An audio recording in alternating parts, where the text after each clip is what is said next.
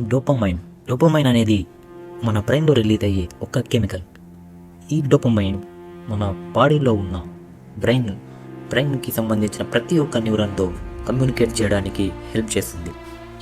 ఈ డోపమైన్ మన బాడీలో ఉన్న ప్రతి పాజిటివ్ ఫీలింగ్ అండ్ రివార్డ్ సిస్టమ్తో కనెక్ట్ అయి ఉంటుంది. అయితే ఈ డోపమైన్ మన బాడీలో ఎలా పనిచేస్తుంది? సో ఈ డోపమైన్ మన బాడీలో ఎలా పనిచేస్తుందంటే, మీరు ఎప్పుడైనా మీకు ఇష్టమైన ఫుడ్ తిన్నప్పుడు కానీ, లేదా మీరు ఏదైనా ఒక చిన్న గోల్ని అచీవ్ చేసినప్పుడు ఈ డోపమైన్ అనేది మన బాడీలో రిలీజ్ అవుతుంది. ఈ డోపమైన్ మన బాడీలో రిలీజ్ అయినప్పుడు మీకు ఒక మంచి ఫీల్ని ఇస్తుంది. మనలో ఈ ఫీల్ రావడంతో మనల్ని ఈ పనిని మరీ చేయడానికి ఈ డోపమైన్ మమ్మల్ని మోటివేట్ చేస్తుంది. సో మీరు సిగరెట్ స్మోకింగ్ కానీ, ఆల్కహాల్ కన్జంప్షన్ కానీ, లేదా మొబైల్ అడిక్షన్ అయినప్పుడు ఈ డోపమైన్ దానికి కారణం. ఈ డోపమైన్ అనేది ఈ మూడింటి వల్లే వస్తుంది అని లేదు.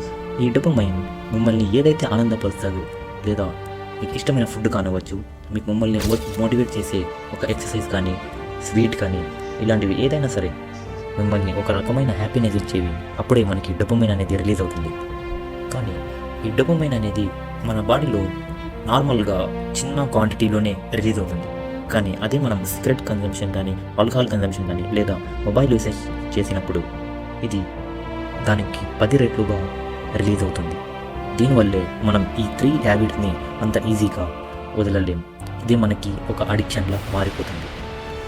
సో మరిన్ని వీడియోస్ కోసం పార్ట్ 2 అని కామెంట్ చేయండి. మరింత ఇన్ఫర్మేషన్ కోసం సబ్స్క్రైబ్ చేసుకోండి. See you, live life long.